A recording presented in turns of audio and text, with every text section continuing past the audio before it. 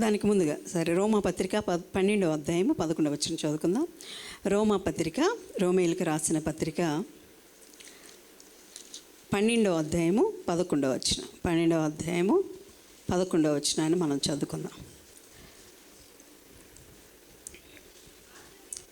ఆసక్తి విషయంలో మాంద్యులు కాక ఆత్మయందు తీవ్రత గలవారై ప్రభువును సేవించుడి. దేవునికి స్తోత్రం. ఈ వాక్యం ద్వారా పరిశుద్ధాత్మ దేవుడు మనందరితో మాట్లాడును గాక. ఆమేన్. దేవునికి స్తోత్రం. మన దేవుడు మాట్లాడే దేవుడు. ఇక్కడ రోమీయులకు రాసిన పత్రికలో పౌలు గారు పలికిన మాటలో నుండి కొన్ని విషయాలు మనం ధ్యానం చేయబోతూ ఉన్నాము. ఈ మాటలో మనం గమనిస్తే ఆసక్తి విషయంలో మాంద్యులుగా ఉండొద్దు అంటే బాగా ఆసక్తి కలిగి ఉండండి అని అర్థం. ఏం చెప్తున్నారు చెప్పండి. అందరూ ఎలా ఉండాలంట? మనందరూ చెప్పాలి. అందరూ సంఘానికి చెప్తున్నారు. మనందరం ఆసక్తి కలిగి ఉండాలి. అవును ప్రియులారా, చాలా రకాలైన ఆసక్తి మనం కలిగి ఉంటాం. ప్రతి ఒక్కరు ఏదో ఒక ఆసక్తి కలిగిన వారిని మనం చూస్తూ ఉంటాం కదా.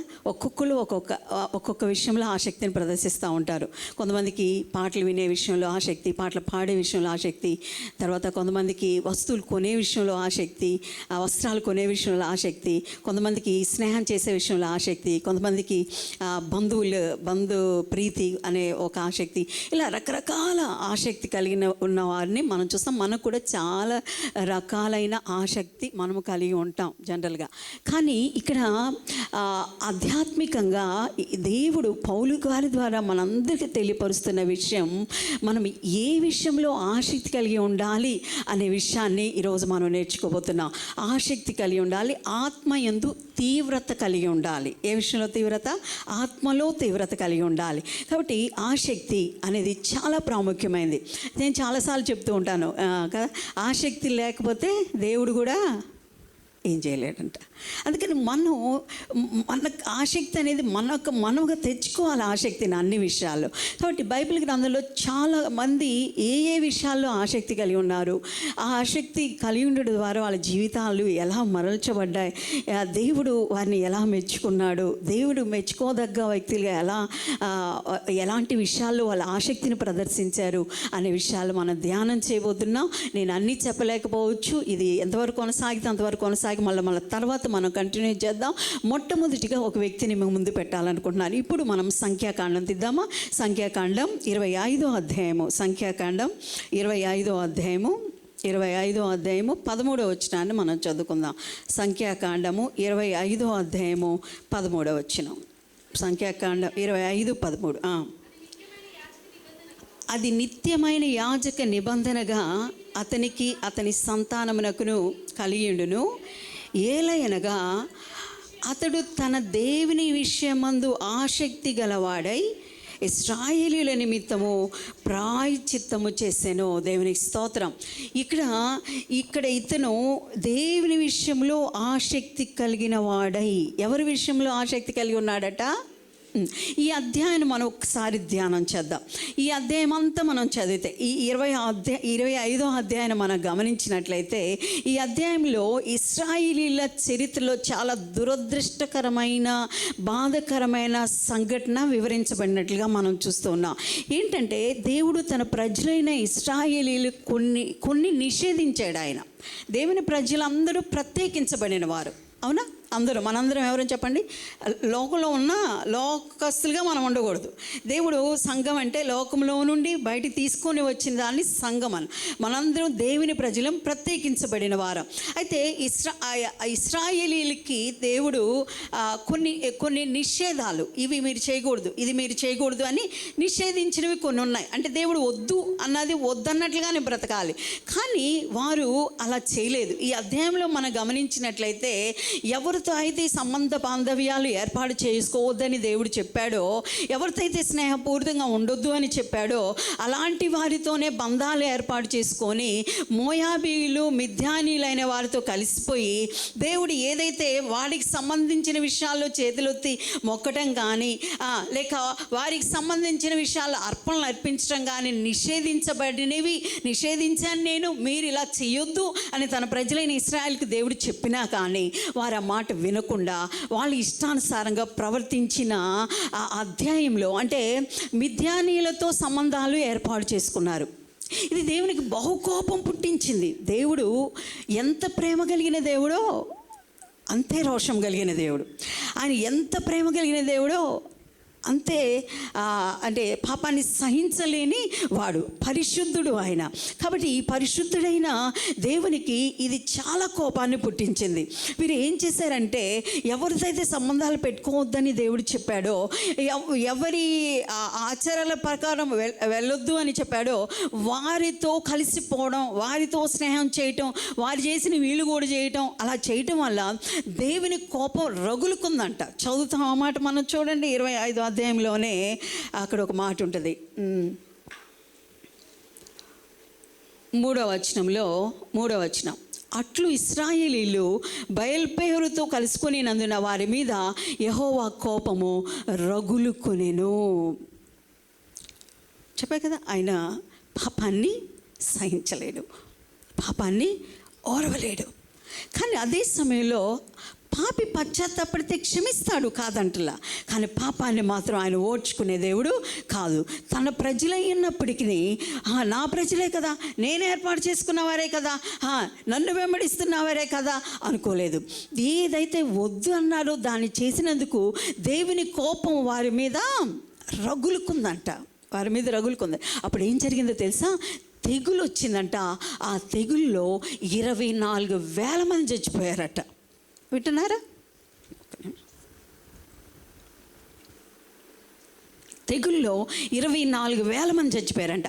అయితే ఆ సమయంలో ఒక వ్యక్తి, చాలా ప్రాముఖ్యమైన వ్యక్తిని మనం ఇక్కడ చూస్తాం. చూడండి 6వ వచనం, ఇదిగో మోషే కన్నుల ఎదుటను ప్రత్యక్షపు గుడారం యొక్క ద్వారము నొద్ద ఏడ్చుచుండిన ఇశ్రాయేలు సర్వ సమాజం యొక్క కన్నుల ఎదుటను ఇశ్రాయేలీల్లో ఒకడు తన సహోదరుల యొద్దకు ఒక మిద్యాను స్త్రీని తోడుకొని వచ్చెను. యాజకుడైన ఆరోను మనవడును ఎలియాజు కుమారుడైన ఫినెహాసు అది చూసి, జాగ్రత్తగా వినండి, ఒక వ్యక్తి బరి తెగించి ఇంత చెప్పినా వినకుండా అందరి ముందు, అంటే రహస్యంగా చేయొచ్చా అనబాకండి, రహస్యంగా అసలు చేయకూడదు చెప్తాను. అసలు చాలామంది తెలిసిపోయింది కదా, ఏంటంటే ఎవడేమంటాడు నన్ను, నా జీవితం నా ఇష్టం అన్నట్టు బ్రతుకుతున్నావే, నీకోసమే ఈ మాట. బహిరంగంగా ఏం చేశాడంటే, మోషే ఉన్నాడు అక్కడ ఇశ్రాయేలు సమాజం ఏడుస్తుంది, తెగులు వచ్చేసి అంతమంది చచ్చిపోయి ఏడుస్తూ సమాజం నిలబడి ఉండగా ఈ ఇశ్రాయేల్లో ఒకడు ఏం చేశాడు తెలుసా? సర్వ సమాజం యొక్క కన్నుల ఎదుటే ఏం చేశాడంటే సహోదరుల యొద్దకు తన ఒక మిద్యాను స్త్రీని తోడుకొని వచ్చాడు. అక్రమం, వాళ్ళతో సంబంధం పెట్టుకోవద్దన్నాడు దేవుడు, తోడుకొని వచ్చాను. అక్కడ ఎవరున్నారంటే ఫినెహాసు అనే వ్యక్తి ఉన్నాడు. ఈ పేరు బాగా గుర్తుపెట్టుకోండి. ఎవరున్నారు? అందరు చెప్పాలా? ఏం పేరు? పలకండి, అందరు పలకండి. ఏం పేరు? ఫినెహాసు అనే వ్యక్తి ఉన్నాడు. ఇది చూచాడండి. దేవుడు ఏం చెప్పాడో ఫినెహాస్కి తెలుసు, కానీ ఇక్కడ ఆ వ్యక్తి ఏం చేస్తున్నాడో ఫినెహాస్ చూశాడు. దేవుని కోపం రగులుకోవడం వల్ల ఒకవైపు తెగులు చేత 1,000 మంది చచ్చిపోతున్నారు. ఇదంతా గమనించిన ఫినెహాస్ ఏం చేశాడంటే 8వ వచనంలో సమాజము నుండి లేచి అందరి ముందు లేచాడు ధైర్యంగా. అలా జరుగుతోంది. దేవుని కోపం రగులుకొని ఒకవైపు తెగులుతో ప్రజలు చచ్చిపోతూ ఉన్నారు, మరొక వైపు ఒక ఇశ్రాయేలీయుడు ఏ భయం లేకుండా నా జీవితం నా ఇష్టం అన్నట్టుగా ఏదైతే దేవుడు వద్దంటున్నాడో ఆ సంబంధాన్ని పెట్టుకొని ఆ మిద్యాను స్త్రీని అందరి ముందు తీసుకొని వచ్చాడట. వచ్చినప్పుడు ఇది చూసి ఫినెహాస్ తట్టుకోలేకపోయాడు. లేచి ఏం చేశాడంటే ఈటను చేత పట్టుకొని పడక చోటికి ఆ ఇశ్రాయేలుని వెంబడి వెళ్ళి ఆ ఇద్దరిని, అనగా ఆ ఇశ్రాయేలీయుడు తీసుకొని వచ్చిన మిద్యాను స్త్రీని కడుపులో గుండా దూసుకుపోనట్లు పొడిచాను. అప్పుడు ఇశ్రాయేలు నుండి తెగులు నిలిచిపోయాను. హల్లెలూయా. ఎప్పుడైతే ఈ పాపాన్ని ఖండించి దాన్ని సంహరించాడో దేవుని కోపం నిలిచిపోయి ఆ తెగులు ఆగిపోయిందంట. చాలామంది ఇలాంటి మాటలు పట్టుకొని, ఏంటి మీ దేవుడు అంత కోపిస్తా, అంత మూర్ఖుడా, ఇంతమందిని చంపేస్తాడా, అని క్షమించే దేవుడు అంటున్నారు కదా అని ఇలాంటి మాటలు పలికే వాళ్ళు చాలామంది ఉన్నారు. జాగ్రత్తగా వినండి. ఇక్కడ ఎవరితో ఈ మాట చెప్తున్నా అంటే తన ప్రజలైన ఇశ్రాయేలుతో ఆల్రెడీ దేవుడు చెప్పాడు. ఏం చేయొద్దో చెప్పాడు, ఏ సహవాసం ఉండకూడదో చెప్పాడు, వారికి నిషేధించబడినవేవో చెప్పాడు, మీరు ఏం చేయాలో చెప్పాడు.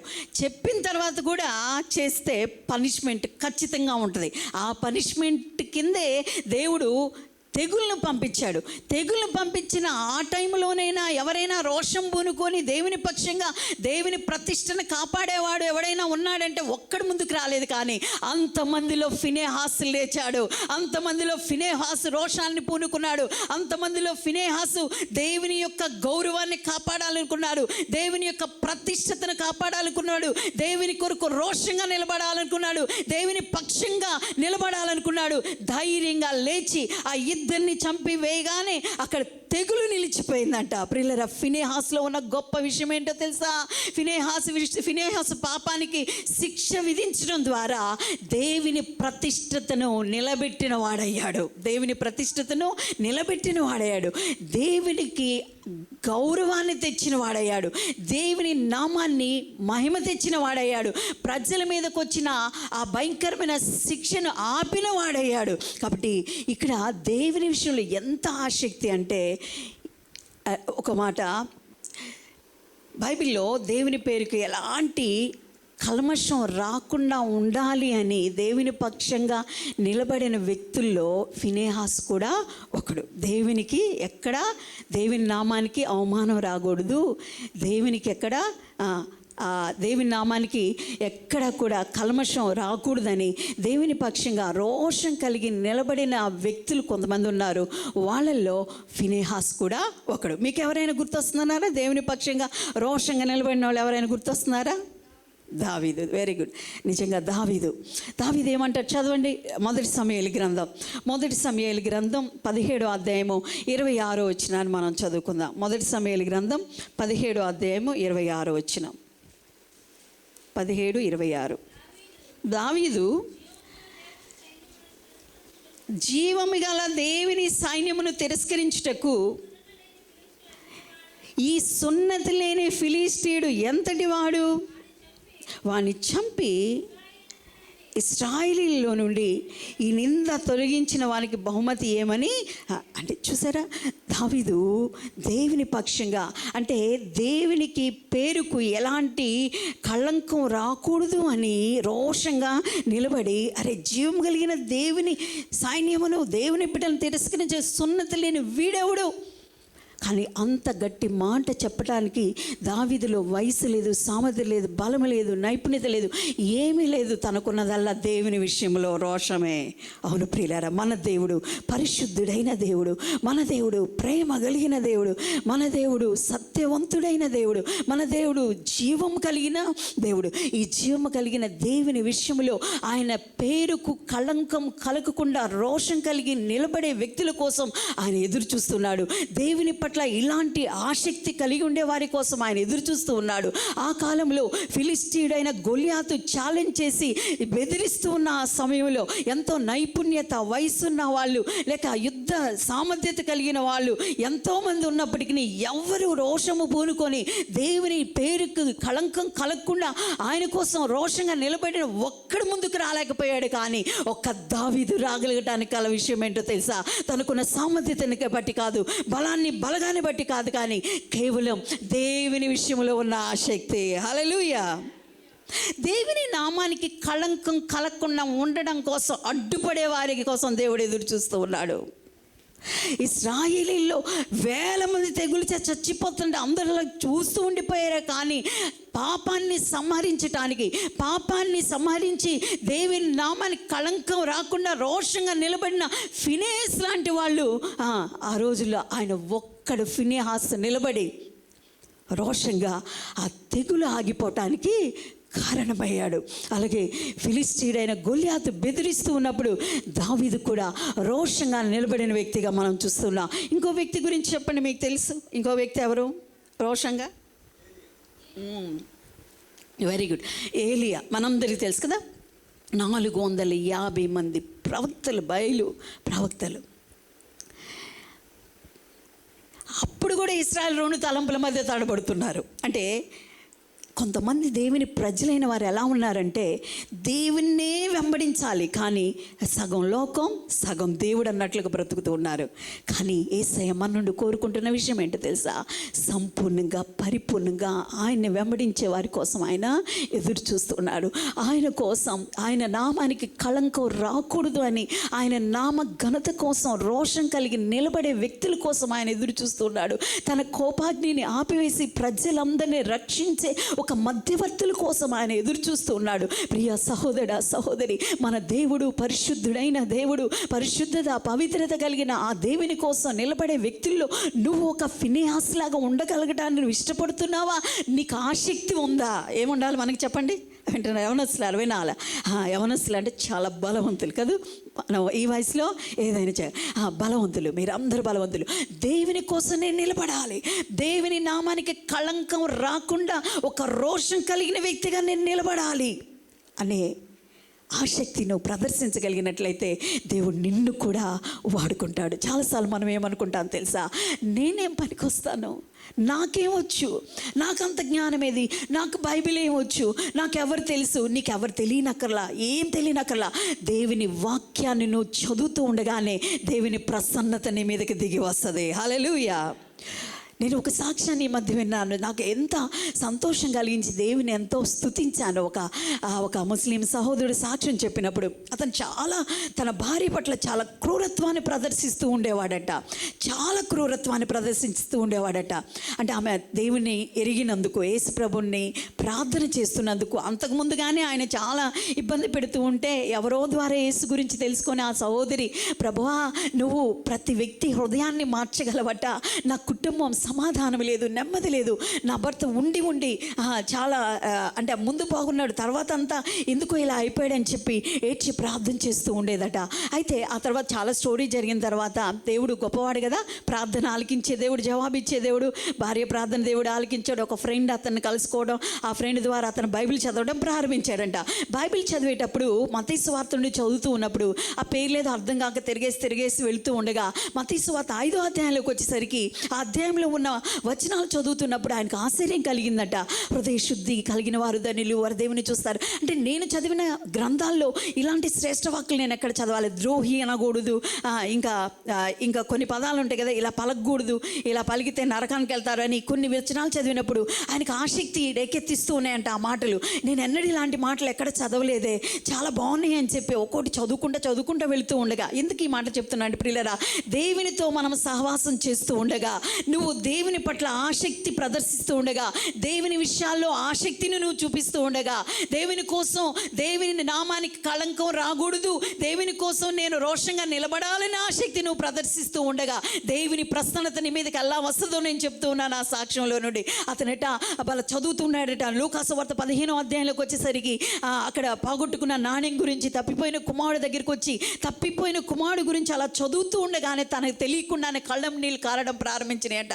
అలా తనకు భయంకరంగా ఏడుస్తూ తన పాప స్థితి అంతా గుర్తొచ్చి, తను ప్రభువా నేను పాపిని, ఇంత పరిశుద్ధుడైన దేవుని నేను అపార్థం చేసుకున్నాను, ఇంత పవిత్రుడైన దేవుని నేను అపార్థం చేసుకున్నాను, నేను ఎంత దోషిని, ఎంత పాపిని అని చెప్పి పశ్చాత్తాపడి ఏడవడం ప్రారంభించాడట. ఆ తర్వాత దేవుడు ఒక దర్శనాన్ని చూపించడం, సేమ్ దర్శనం తన భార్య అక్కడ ప్రార్థన చేస్తుండగా చూపించడం. ఆ టైంలో మళ్ళీ వెళ్ళి తన భార్యతో అమ్మ మన ఇద్దరం కలిసి ఈ రోజు నువ్వు చర్చికి వెళ్దామంటే ఆమె అవాక్ అయిపోయిందంట. ఎలా జరిగింది అనుకుంటున్నారు ఈ కార్యం చెప్పండి? దేవునితో మాట్లాడటం వల్ల. అందుకని మనం ప్రతిరోజు కీర్తనగా మనం విన్నప్పుడు చాలా చక్కని మాటలు, ప్రతిరోజు మనం ఏం చేయాలి చెప్పండి? ఏం చేయాలి? ఉదయాన్నే దేవుని ముఖం చూడాలి, ప్రార్థన చేయాలి, దేవుని ధ్యానం చేయాలి, దైవ ధ్యానం చేయాలి. అప్పుడు ప్రశాంతత, నెమ్మది మన హృదయాల్లో కలుగుతుంది. ఈరోజు అతను ఒక బ్యాంక్ మేనేజర్గా ఉంటూ కూడా తన కుటుంబంతో దేవుని, ఆ కుటుంబంలో అందరూ వెలివేసినా కానీ నాకు దేవుడే కావాలని దేవుని కోసం నిలబడ్డాడు. ఆ తర్వాత కొద్ది కాలానికి తన ప్రజలు కూడా దేవుని అంగీకరించడం, అందరూ ఈరోజు ప్రభువులో ఆనందిస్తూ ఉన్నారు. హల్లెలూయా. కాబట్టి ప్రియులరా, నిజంగా దేవుడు ఎవరి కోసం ఎదురు చూస్తున్నారో తెలుసా? దేవుని పట్ల ఆసక్తి, దేవుని విషయాల్లో ఆసక్తి కలిగి ఉండాలి. నువ్వు ఏ విషయాల్లో నీకు ఆసక్తి కలిగి ఉన్నావు? నేను తప్పంటలేదు. ఈ లోకంలో కొన్ని విషయాలు, మనుషులకు కొన్ని విషయాల్లో మనకు ఆసక్తి ఉండటం సహజమే. కానీ అనవసరమైన వాటి విషయంలో ఆసక్తిని ప్రదర్శించడం మానేసి మనం దేవుని విషయాల్లో ఆసక్తిని ప్రదర్శించే వారంగా ఉండటానికి మనం నిర్ణయించుకుందాం.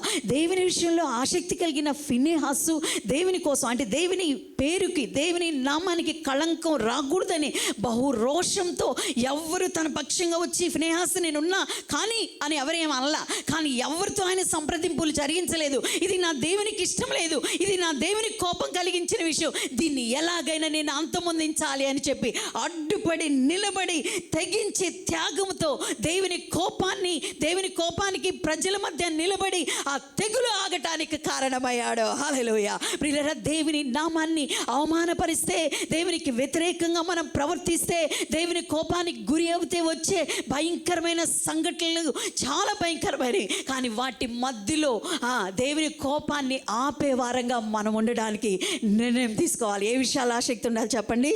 దేవుని పట్ల, దేవుని విషయాల్లో ఆసక్తిని ప్రదర్శించాలి. దావీదు అలాగే దేవుని పట్ల ఆసక్తిని ప్రదర్శించాడు. కాబట్టి తన వయసుని దేవుడు చూడలేదు, తన సామర్థ్యతను దేవుడు చూడలేదు, తన బలాన్ని దేవుడు చూడలేదు, తన ఏది చూడలేదు. తనలో ఉన్న ఆ రోషం, ఆ ఆసక్తిని బట్టి దావీదు ద్వారా అంతటి గొల్యాతును సంహరించాడు యేసయ్య. హల్లెలూయా. ఉందా నీకు దేవుని విషయాల పట్ల ఆసక్తి ఉందా? సహోదరుడా, సహోదరి, ఈ వాక్యం నీకు బయలువెడలుతూ ఉండగానే నీవు ఈ విషయాన్ని పరిశీలన చేసుకోవాలి. ఏ విషయాల్లో నువ్వు ఆసక్తిని ప్రదర్శిస్తున్నావు? దేవునికి కళంకము రాకుండా, దేవుని నామానికి అవమానం కలగకుండా అడ్డుపడి దేవుని కోసం రోషంగా నిలబడే ఒక దావీదులాగా నువ్వు ఉండగలవా? అలాగే ఏలియా అంటున్నాడు, ఇశ్రాయేలీయులారా, ఎంతకాలం మీరు రెండు తలంపుల మధ్య తడబడుతూ ఉంటారు. యెహోవా దేవుడైతే యెహోవా దేవుని ఆరాధించండి, బయలుదేవుడైతే బయలుదేరి. పెద్ద బలవంతమేం కాదు, బలవంతం ఇక్కడ కూడా ఎవరికి బలవంతం లేదు. ప్రియ ఈ వాక్యం వింటున్న ప్రియ సహోదరి, యేసును దేవునిగా లేక అంగీకరించమని బలవంతమేం లేదు. ఒకటే, యెహోవా దేవుడైతే యెహోవా దేవుని ఆరాధించండి. అక్కడ అంటాడు ఏలియా, బయలుదేవుడైతే బయలుదేవుడు. ఇది కావాలి, అది కావాలంటే కుదరదు. ఎందుకు ఇలా రెండు తలంపుల మధ్య తడబడుతున్నారు అని చెప్పి ఏలియా వాళ్ళందరి ముందు సవాల్ చేస్తాడు. నిర్ణయించుకుందామా ఈరోజు ఏ దేవుడో నిర్ణయించుకుందామా? ఒక సవాల్ చేసి ఎంత ధైర్యం ఉండాలండి దానికి, ఎంత విశ్వాసం ఉండాలండి, ఎంత తెగింపు ఉండాలండి దానికి. 450 మంది ఒక పక్కన ఉంటే ఒక్కడు ఏలియా నిలిచి ప్రభు పక్షంగా రోషంగా నిలబడినందుకు దావీదుని దేవుడు గెలిపించాడు, ఏలియాని దేవుడు గెలిపించాడు. ఇక్కడ ఫినెహాస్కి దేవుడు ఇచ్చిన అద్భుతమైన ఆశీర్వాదం చెప్పనా? చూడండి అక్కడ ఏమనుందో ఫినెహాస్ విషయంలో. ఈ అధ్యాయం అలాగే ఉంచుకోండి. సంఖ్యాకాండం 25వ అధ్యాయం 13వ వచనం మనం చదివాం కదా. 12 కూడా చదుదాం, 12 కూడా. 25వ అధ్యాయము 10వ వచనం నుండి చదువుకుందాం. అప్పుడు యెహోవా మోషేకు ఇలాగూ ఆజ్ఞ ఇచ్చాను, యాజకుడైన అహరోను మనవడును ఎలియాజరు కుమారుడైన ఫినెహాసు వారి మధ్యను నేను ఓర్వలేని దానిని తాను ఓర్వలేకపోవుట వలన. దేవునికి స్తోత్రం. హల్లెలూయా. ఈ మాట నేను ఎన్నిసార్లు చదివానంటే నాకు చదవాలనిపించింది. ఎందుకో తెలుసా? ఫినెహాస్ మీద నాకు ఎంత గౌరవం పెరిగిపోయింది. ఎందుకంటే దేవుడు అంటున్నాడు మోషేతో, మోషే వారి మధ్య నేను ఓర్వలేని దాన్ని తాను ఓర్వలేకపోయాడు. అబ్బాబ్బా, మీకు ఎలా ఉందో కానీ ఈ మాట చదువుతుంటే నాకు ఎంత సంతోషం. దేవుడు అంటున్నాడండి మోషేతో, మోషే నేనేదైతే ఓర్చుకోలేకపోతున్నానో ఫినెహాస్ కూడా దాన్ని ఓర్వలేకపోయాడు. అంటే నా విషయంలో ఎంత ఆసక్తి ప్రదర్శించాడు. ఇశ్రాయేలు మీద నుండి నా కోపం మళ్ళించాను కనుక నేను ఓర్వలేకయుండి ఇశ్రాయేలును నశింప చేయలేదు. కాబట్టి నీవు అతనితో ఇట్లా ననుము. ఎవరితో? ఫినెహాస్తో చెప్తున్నాడు దేవుడు. అతనితో నేను నా సమాధాన నిబంధనను చేయుచున్నాను. గట్టిగా చప్పట్లు కొట్టి ప్రభుని కనపరుద్దామా? అబ్బా, వాగ్దానం కాదు, ఏం చేస్తున్నాడంట ఫినెహాస్తో దేవుడు? నిబంధన చేస్తున్నాడు. ఏంటో తెలుసా నిబంధన? 13 వచనం, అది నిత్యమైన యాజక నిబంధనగా అతనికిని అతని సంతానమునకును కలియుండును. ఏలయనగా నిత్య నిబంధనగా యాజక నిబంధన అంట ఇది. అతనికి అతని సంతానకి ఏలయనగా, ఎందుకంటే అతడు తన దేవుని విషయంలో ఆసక్తి గలవాడై ఇశ్రాయేలు నిమిత్తం ప్రాయశ్చిత్తము చేసిన వాడు. హల్లెలూయా! బా, ఏం మాటలండి. అక్కడ నా పేరు పెట్టుకొని నేను ఎప్పుడు అలా పలుకుని, నాకు అలా ఇష్టం. దేవుని కోసం రోషంగా బ్రతకాలి మనం. దేవుడు ఓర్వలేని దాన్ని మనం ఓర్వకూడదు. దేవుడు వద్దన్న దాన్ని వద్దు అంటమే, దేవుడు కాదన్న దాన్ని కాదు అంటమే. దేవుడు చెయ్యంటే చేయటం, అది కష్టమైనా సరే, నష్టమైనా సరే, బాధ అయినా సరే. ఎందుకంటే ఆయన దేవుడు. అదే ఆయన ఏది చెప్పినా కరెక్టే. ఆయన ఏది చెప్పినా కరెక్టే. ఇతనికి వచ్చిన ఆశీర్వాదం ఏంటో తెలుసా? ఫినెహాస్కి వచ్చిన ఆశీర్వాదం ఏంటో తెలుసా? నిత్య నిబంధన, పిల్లవారికి యాజక నిబంధన చేశాడట. అవును ప్రియులారా, ఒక మాట చదవండి ఇక్కడ. మొదటి సమూయేలు గ్రంథం 2వ అధ్యాయం 30వ వచనం. 2వ అధ్యాయం 30వ వచనం. మొదటి సమూయేలు గ్రంథం 2:30.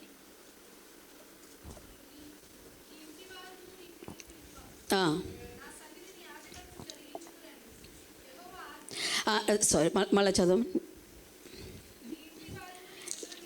నీ ఇంటి వారును నీ పితరుల ఇంటి వారును నా సన్నిధిని యాజకత్వము జరిగించుదురని యెహోవా ఆజ్ఞ ఇచ్చి ఉన్నను. ఇప్పుడు అది నా మనస్సునకు కేవలం ప్రతికూలమైనని ఇశ్రాయేలు దేవుడైన యెహోవా సెలవిచ్చుచున్నాడు. కావున యెహోవాకు ఏదనగా, నన్ను గనపరచువారిని నేను గనపరచుదును, నన్ను తృణీకరించువారు తృణీకారమొందుదురు. ఇక్కడ కూడా దేవుడు మాట్లాడుతూ ఉన్నాడు. ఈ సంఘటన మనందరికీ తెలుసు. సమూయేలు గ్రంథం అనగానే ఏలీ గారి గురించి, ఏలీ కుమారుల గురించి మనం చూస్తూ ఉంటాం.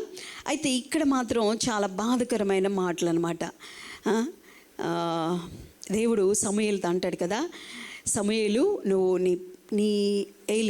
ఏలీతో అంటాడు కదా, నువ్వు సరిగ్గా నీ పిల్లల్ని గద్దించలేదు కనుక నీ ఇంటి వారిని నీ పితరుల ఇంటి వారు నా సన్నిధి యాజకత్వంలో జరిగిస్తారని నేను ఆజ్ఞ ఇచ్చినా కానీ అది నా మనసు కేవలం ప్రతికూలమైపోయింది. ప్రతికూలమైన ఇశ్రాయేలు దేవుడు యెహోవా సెలవు. కావున యెహోవా వాక్యం ఏంటంటే, నన్ను గనపరిచేవారు నేను గనపరుస్తా, నన్ను గనపరిచేవారు, నన్ను తృణీకరించేవారు తృణీకారం పొందుదురు. ఏమంటున్నాడు దేవుడు? నన్ను గనపరిచేవారిని నేను గనపరుస్తా. నీ పిల్లలు నన్ను గనపరచలా, నువ్వు కూడా నన్ను గనపరచలా. నువ్వు గనపరచలేదు అనటానికి నీ పిల్లల విషయంలో నువ్వు తప్పిపోయావు కనుక ఈ విషయంలో నేను చెప్పాను కానీ నాకు ఈరోజు అది నేను నెరవేర్చడం లేదు. నీకంటే ఈ విషయంలో నాకు ప్రతికూలంగా ఉంది కనుక నేను నన్ను గనపరిచే వాళ్ళని గనపరుస్తాను కానీ నన్ను తృణీకరించేవాడిని నేను తృణీకరిస్తాను అని చెప్తాడు. అంటే ఇక్కడ దేవుడు తన ప్రతిష్టతను నిలబెట్టుకున్న ఇలాంటి, అంటే దేవుడి యొక్క నామాన్ని ఘనత కోసం, ఆయన ప్రతిష్టత కోసం అభిలాష కలిగిన ప్రతి ఒక్కరిని చూచి అందుకు బదులుగా దేవుడు వారిని ఏం చేస్తాడంట? దీవిస్తాడు. కాబట్టి ఇక్కడ ఈ ఏలీ కుమారులు దీవించబడలేకపోయారు కానీ దేవుడు ఎవరికి ఇచ్చాడు? ఫినెహాసు పిల్లలకు నిత్య నిబంధనగా యాజక నిబంధనను ఇచ్చాడు. దావీదు సింహాసనాన్ని స్థిరపరిచాడు. ఏలియా గారిని దేవుడి కొరకు బహు బలంగా రోషం కలిగిన ప్రవక్తగా దేవుడు వాడుకున్నాడు. కాబట్టి మొట్టమొదటిగా మనం ఏ విషయంలో ఆసక్తి కలిగి ఉండాలా? అందరు చెప్పండి, ఏ విషయంలో ఆసక్తి కలిగి ఉండాలా? దేవుని విషయాల్లో ఆసక్తి కలిగి ఉండాలా. అంటే దేవునికి నామానికి కళంకం రాకుండా దేవుని కోసం రోషంగా నిలబడి నిలబడే వ్యక్తుల కోసం ఆయన ఎదురు చూస్తున్నాడు. ఎవరైతే ఆయన నామ ఘనత కోసం నిలబడతారో వారిని దేవుడు ఘనపరుస్తాడు. ఎవరైతే ఆయన నామాన్ని తృణీకరిస్తారో, తృణీకారంగా ఉపయోగించుకుంటారో వారిని దేవుడు ఏం చేస్తారంట? తృణీకరిస్తాడంట. కాబట్టి నీవు ఎలాంటి ఆసక్తి కలిగి ఉన్నావు? దేవుని పట్ల అయిన ఆసక్తి నీకుందా? ఫినెహాసు నిజంగా చాలా ఆశ్చర్యం అనిపిస్తూ ఉంటుంది. అంతమందిలో ఒక్కడు లేచి దేవుడు ఓర్వలేని దాన్ని తను కూడా ఓర్వలేక ఎంత ధైర్యంతో దాన్ని సంహరించి దేవుని కోపాన్ని నిలిచివేసి తన ప్రజలైన ఇశ్రాయేలు మీద వచ్చిన ఆ తెగులను ఆపివేసి దేవుని పక్షంగా నిలబడిన వ్యక్తిగా, ప్రజల పక్షంగా కూడా నిలబడిన వ్యక్తిగా ఫినెహాసును మనం చూస్తున్నాం. కాబట్టి ప్రియులరా, దేవుని ప్రజలుగా మనందరం కూడా దేవుని విషయాల్లో ఆసక్తిని చూపించాలి. అందరూ చెప్దామా? యేసయ్యా, నేను కూడా నీ విషయాల్లో ఆసక్తిని ప్రదర్శించుటకు అలాంటి ఆత్మ తీవ్రత నాకు అనుగ్రహించండి. హల్లెలూయా. అవును ప్రియుల, వింటమే కాదు, ఈ మాట గుర్తుపెట్టుకోండి. అంటే మీకు అర్థమయ్యేట్లుగా దేవునికి నామానికి కళంకము రాకుండా, కల్మషము రాకుండా, ఆయన ఘనత కోసం మాత్రమే, ఆయన మహిమ కోసం మాత్రమే నిలబడే వ్యక్తులుగా మనం ఉండాలి. అలాంటి విషయాల్లో ఆసక్తిని ప్రదర్శించే, భయపడకూడదు. ఏం చేయకూడదు? మనం చాలాసార్లు కొంతమంది, ఇప్పుడు ఫినెహాసు ఏంటంటే ఇంతమంది ఉన్నారు, అందరూ నాకు ఎందుకంట అని మౌనంగా ఉన్నాడా? ఉండలేదు. ఎందుకంటే దేవుడే అంటున్నాడు, నా విషయంలో బహు ఆసక్తిని చూపించాడు. దేవుడు మౌనంగా ఉండలేకపోయాడు, తనకి దీవెని ఇవ్వకుండా ఉండలేకపోయాడు. అవును ప్రియులారా, నువ్వు దేవుని విషయాల్లో ఆసక్తిని ప్రదర్శించినప్పుడు దేవుడిచ్చే ఆశీర్వాదం ఎలా ఉంటుందో తెలుసా? ఎవరు నీ యొద్ద నుండి తీసివేయలేనంత గొప్ప ఆశీర్వాదాన్ని దేవుడిస్తాడు. హల్లెలూయా. చాలాసార్లు మన నోటి నుండి ఆశీర్వాదం ఆశీర్వాదం ఆశీర్వాదం అని పలకడానికి, ఎవరైనా మనల్ని ఆశీర్వదిస్తుంటే మనం చాలా సంతోషపడతా ఉంటాం. కానీ ఎవరో మనుషులు నిన్ను ఎత్తి ఆశీర్వదించాల్సిన అవసరం లేదు. నీ ప్రవర్తన బట్టే, నీకున్న మనసును బట్టే, ఆలోచనలు బట్టే ఆశీర్వాదం అనేది నీ మీదకి వస్తుంది.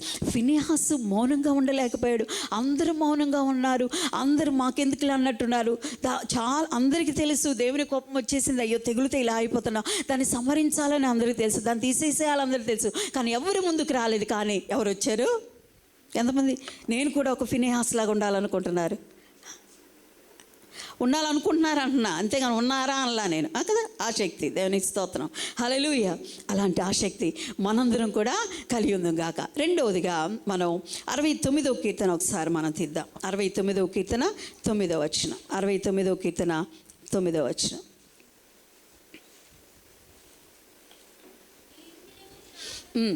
నీ ఇంటిని గూర్చిన ఆసక్తి నన్ను భక్షించి ఉన్నది. ఇక్కడ నీ ఇల్లు అంటే ఏంటది? నీ ఇల్లు అంటే దేవుని ఇల్లు, దేవుని మందిరం, లేక దేవుని సన్నిధి. ఇక్కడ దేవుని సన్నిధి విషయమైన ఆసక్తి ఆయన భక్షిస్తుందంటే ఏంటి? అంత ఆసక్తి అనమాట. ఎప్పుడెప్పుడు దేవుని మందిర విషయంలో చాలా ఆసక్తిని ప్రదర్శిస్తూ ఉన్నాడట. దేవుని మందిర విషయంలో చూడండి, 8వ వచనం మనం గమనిస్తే, 8 పైన, నా సహోదరులకు నేను అన్యుడనైతేని, నా తల్లి కుమారులకు పరుడనైతేనే. వాస్తవంగా దేవుని ఇంటి విషయంలో ఉన్న ఆసక్తిని బట్టి ఇతనికి వచ్చిన ఫలితం ఏంటంటే అధ్యాయం అంతా చదివితే అర్థమవుతాయి. ఇది ప్రవచనానుసారమైన కీర్తన కూడా, యేసుక్రీస్తు గురించి ప్రవచనానుసారమైన కీర్తన కూడా దావీదు రాసినట్లుగా మనం చూస్తూ ఉన్నాం. ఒక రంగా చెప్పాలంటే దేవుని ఇంటి గురించిన ఆసక్తి కలిగి ఉండటం వల్ల ఇంట్లో వాళ్ళు కూడా పరుల్లాగా మారిపోయారంట. వింటున్నారా? అర్థం చేసుకోండి కొంచెం. దేవుని ఇంటిని గురించి ఆసక్తి అంటే దేవుని సన్నిధి పట్ల ఉన్న ఇతనుకున్న ఆసక్తిని బట్టట ఇంటోళ్ళు కూడా పరుల్లాగా మారిపోయారట. బయట ఇంట అందరూ ప్రోత్సహించేవారు లేకపోగా నిందలు, బాధలు, సమస్యలు, ఇంటివారే పొరుగువారుగా చుట్టూ ఇలా. అవును ప్రియులారా, ఈరోజు కూడా చాలామంది దేవుని సన్నిధి పట్ల ఆసక్తి కలిగిన వారిని పిచ్చివాళ్ళలాగా చూస్తూ ఉన్నారు. వెర్రోళ్ళలాగా చూస్తూ ఉన్నారు. దేవుని గురించి చెప్తూ ఉంటే వీరికి ఇక పని పాట లేదు అన్నట్టు చూస్తూ ఉన్నారు. అట్లాంటి వారిని కొడుతున్నారు, తిడుతున్నారు. కానీ ఇదిగో దేవుని సన్నిధి పట్ల ఆసక్తి కలిగి దేవుని సన్నిధికి పరిగెత్తుకుని వచ్చి దేవుని గురించి ప్రకటించేవారు ఉన్నారే, వారు సమాధానాన్ని ప్రకటించేవారే, ఆశీర్వాదపు వాకులు ప్రకటించేవారు, ఎవరికి హాని చేసేవారు కాదు. అయినప్పటికీ లోకం ఎలా ఉందంటే ఇలాంటి వారిని బాధించేదిగా ఉంది. ఇక్కడ యేసుక్రీస్తు కూడా మీకు గుర్తుందా? యోహాను సువార్త ఇప్పుడు ఒకసారి యేసుక్రీస్తు ఇది యేసు గురించిన ప్రవచన కీర్తనగా మనం చూస్తాం. యోహాను సువార్త 2వ అధ్యాయము, యోహాను సువార్త 2వ అధ్యాయంలో మనం చూస్తాం. యోహాను సువార్త 2వ అధ్యాయము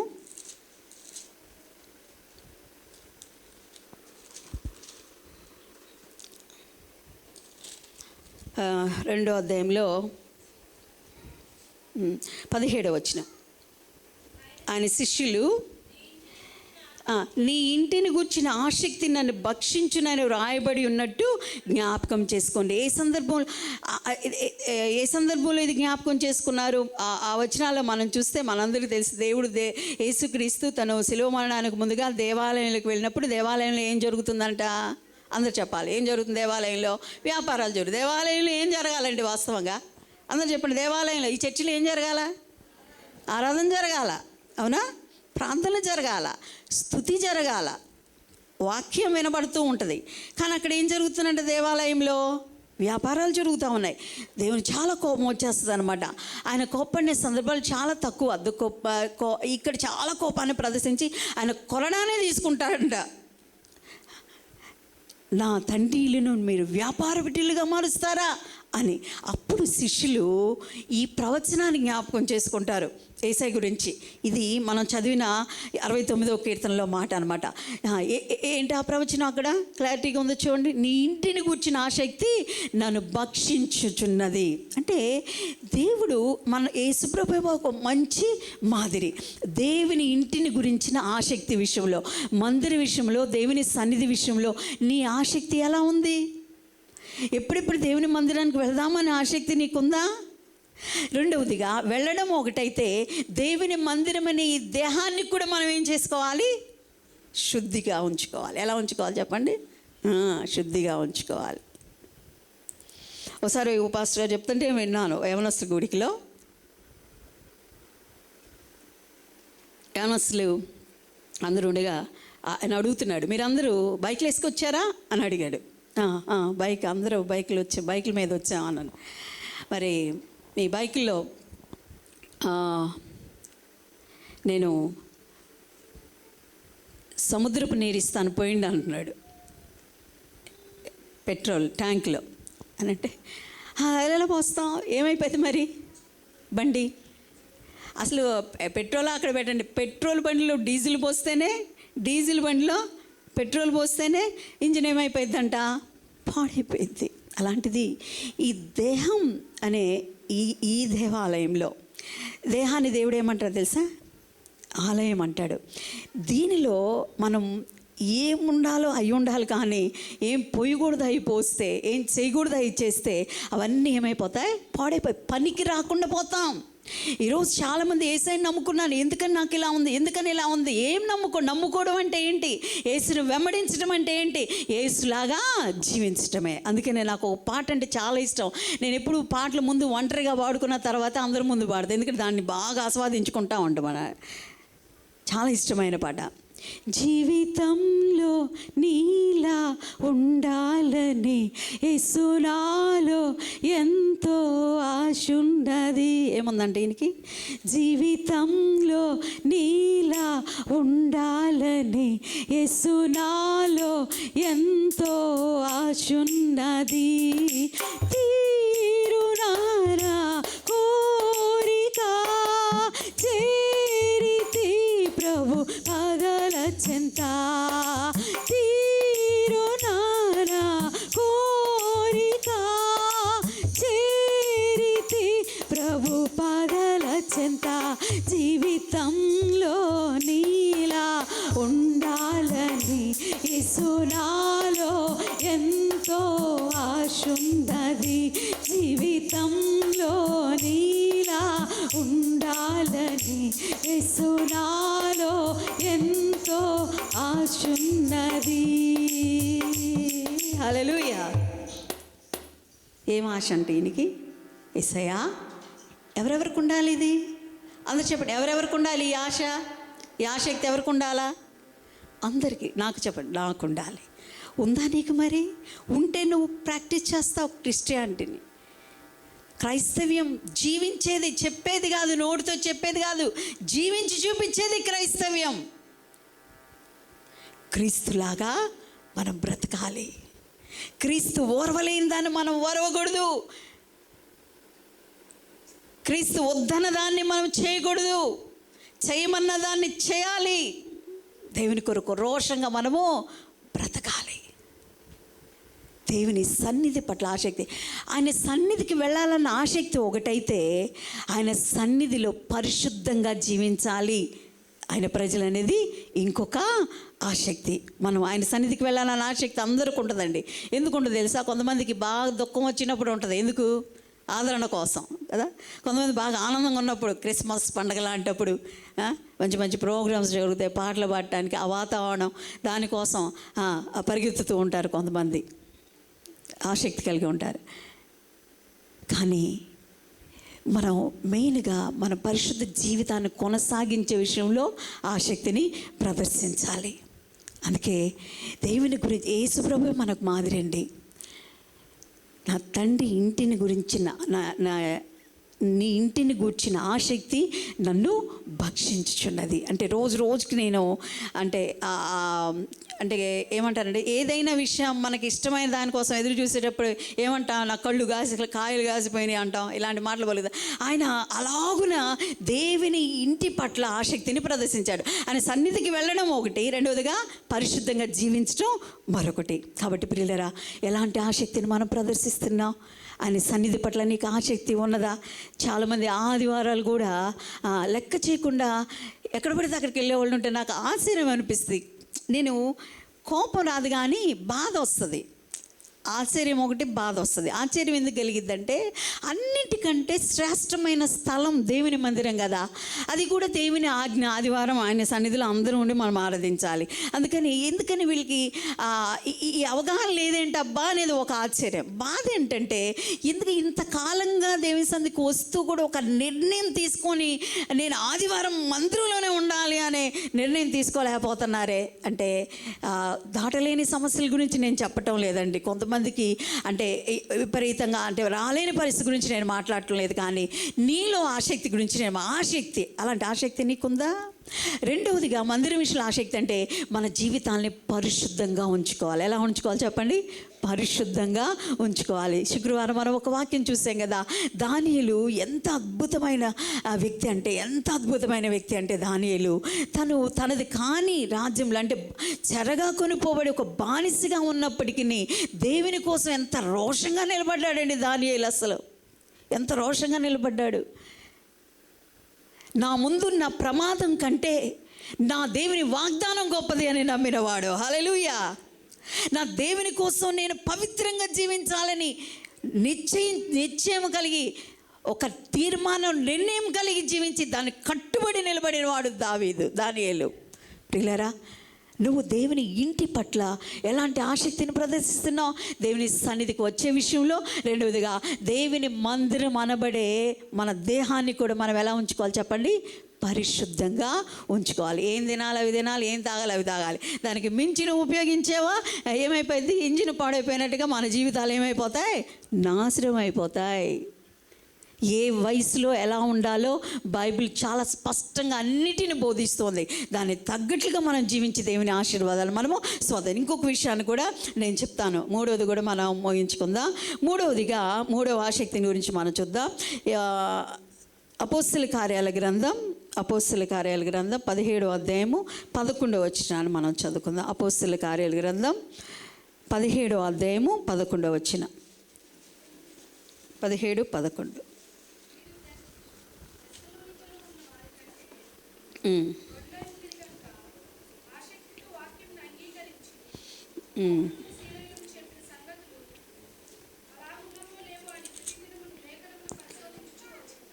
వీరు తెస్సలోనికలో ఉన్న వారి కంటే గనులై ఉండిరి కనుక ఆసక్తితో వాక్యమును అంగీకరించి.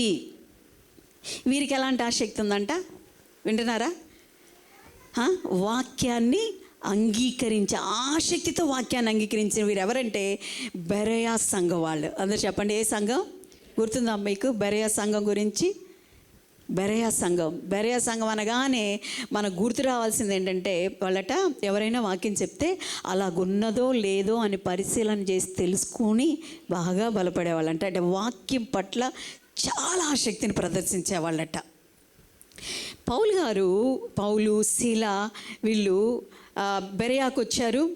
అక్కడ కూడా కొంతమంది యూదులు ఉన్నారు.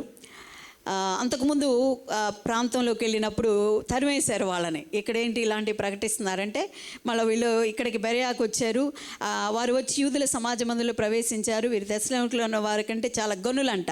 అంటే తెస్సలోనికలో ఉన్న యూదుల కంటే చాలా శ్రేష్టంగా ఉన్న యూదులంట. వీళ్ళు ఏం చేశారంట? ఆసక్తితో వాక్యాన్ని అంగీకరించారంట. అంగీకరించడం మాత్రమే కాకుండా పౌలు శీల చెప్పిన సంగతులు అలాగున్నవో లేవో అని ప్రతిదినము లేఖనములను పరిశోధించుచూ వచ్చిరి. వింటున్నారా? ఈ వాక్యం జాగ్రత్తగా వినండి. ఈ మాట ప్రతిరోజు ఏం చేశారంట వీళ్ళు? ఎంతమంది ప్రతిరోజు వాక్యం చదువుతున్నారు? తప్పదు. ఇప్పుడు మాత్రం నేను చేయొత్తమని అడుగుతా. ప్రతిరోజు వాక్యం చదివేవాళ్ళు చేయొత్తంది ఒకసారి చూడాలనుకుంటున్నా. ప్రతిరోజు వాక్యం చదివేవాళ్ళు వెరీ గుడ్.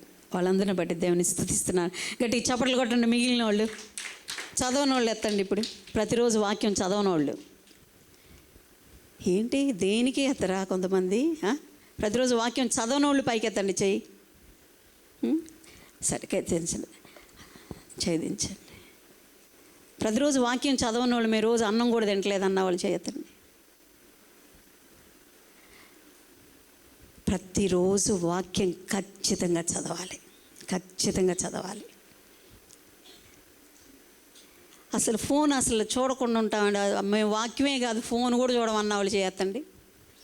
వాక్యం చదవని వాళ్ళు ఫోను మాత్రం పక్కలో ఉంటుంది. ఎక్కడ ఉంటుంది? పడుకునేటప్పుడు. నాకు చిరాకేసింది అట్లాంటి వాళ్ళు చూస్తుంటే.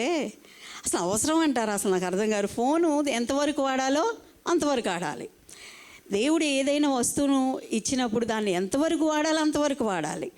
ఎంతవరకు వాడటం కాదు, ఆడకూడను వాటి కోసం వాడుతూ ఏం చదవాలి అది చదువుకో. చాలా బాధగా ఉందండి. కొద్ది మందే చేతులు ఎత్తారు. లెక్క పెడితే సిగ్గుగా ఉంది చెప్పడానికి కూడా నాకు. కానీ ఈరోజు ఒక నిర్ణయం తీసుకోండి. బెరయా సంఘం ఎంత శ్రేష్ఠ సంఘం అంటే దేవుని వాక్యం పట్ల ఆసక్తిని ప్రదర్శించిన సంఘం. ఏదైనా మనం చదువుతుంటే కదండి దాని టేస్ట్ అర్థమైంది కదా. నేను చెప్తుంటే మీకేమర్థం? మీరు చదువుతుంటే ఇంకా చదవాలనిపించింది. చదవకపోతే ఏం తెలియదు. నిర్ణయం చేసుకోండి. ప్రతిరోజు ఇంత వాక్యం చదవాలి. కనీసం ఒక్క అధ్యాయమైనా చదవండి అసలు. సరే, ఇంకో ప్రశ్న అయినా మరి రోజు కనీసం ఒక్క అధ్యాయమైన నేను చదువుతాను, నా కోసం ప్రార్థన చేయండి నా వాళ్ళు చేయొద్దండి. ఈ ఆసక్తి అన్న ఉందా? అదే స్తోత్రం. మిగిలిన వాళ్ళకి అది కూడా లేదా? చదవాలన్న ఆసక్తి కూడా లేదా మీకు? మరి చెయ్యి నాకేమి, నువ్వు ఇట్లా పెడితే ఎట్లా అంటే వేసే చూస్తాడు అంటారా? చదవండి, ఖచ్చితంగా చదవండి. కాబట్టి మూడవదిగా ఏ ఆసక్తి మనం కలిగి ఉండాలంటే దేవుని వాక్యం పట్ల వినటం మాత్రమే కాదు, ఏం చేయాలి? మనం చదవాలి. ఈసారి మీకు వాక్యం ఏది ముందుకు చెప్పబోతున్నానో అదే అని చెప్తాను. శనివారం అది కూడా చదువుకున్నాడు, ఇంకా బాగా అర్థమవుతుంది వాక్యం మీకు. అప్పుడు ఇంకా బాగా అర్థమవుతుంది. ముందుగా చదువు. ఈరోజు సంఖ్యాకాండం 25వ అధ్యాయం చదివాం కదా. ఇప్పుడు 17వ అధ్యాయం అపోస్తలుల కార్యగ్రంథం 17వ అధ్యాయం సంఘటన మీరు మొత్తం చదివితే ఈ ఒక్క పాయింట్లో నేను టక్కన చెప్పడానికి మీరు క్యాచ్ చేయడానికి బాగుంటుంది. కాబట్టి ఎంతమందికి చదవచ్చు అది చేయొద్దండి. అందరూ చదవగలిగిన వాళ్ళు చేయొద్దండి. అందరూ చదవగలిగిన వాళ్ళు మీరు ఏం చేస్తారంటే ఉదయం లేవగానే కీర్తనలో చెప్పినట్టుగా ఫస్ట్ ప్రేయర్ చేసుకోండి. ఏం చేయాలా? ప్రేయర్ చేసుకోండి. ఆ వెంటనే ఏం చేస్తారు? వాక్యం చదవండి. సరేనా? ముందు వాక్యం చదవండి. పోయిన వారమే అనుకుంటా, అంతకుముందు వారం ఒక సాక్ష్యం విన్నాం కదా. ఝాన్సీ మంచి సాక్ష్యం చెప్పింది. ఆమె ఏమిందంట, ముందు దేవుని వాక్యం చదువుకొని ఆ తర్వాత పాఠ్యపుస్తకాలు చదువుకుంటే బాగా గుర్తుంటాయి అని ఒక పాస్టర్ గారు చెప్తే విని ఎగ్జామ్స్ టైంలో ఆ ట్రిక్ పాటించింది. కానీ ట్రిక్గా పాటించడం కాదు, కానీ అది డైలీ చేయాలి. నిజంగానే దేవుడు ఎంత ప్రేమ కలిగిన దేవుడు. ఆయన తొందరగా కోప్పడ్డా ఆయన. ఆమె అప్పుడు చదివినా ఏం చేశాడు, సాక్ష్యం చెప్పావు కదా నువ్వు, ఝాన్సీ మంచి సాక్ష్యం చెప్పింది. నేను నిజంగానే ఉదయం లేవగానే బైబిల్ చదివిన తర్వాత పాఠ్యపుస్తకాలు చదివాను, నాకు అంతకుముందు ఏమి రావు, మంచి మార్కులు ఇచ్చాడండి దేవుడు. మున్సిపల్ హై స్కూల్లో చదివిన అమ్మాయి 500 దాటినాయి కదమ్మా, 504 వచ్చినాయి మున్సిపల్ హై స్కూల్లో చదివి.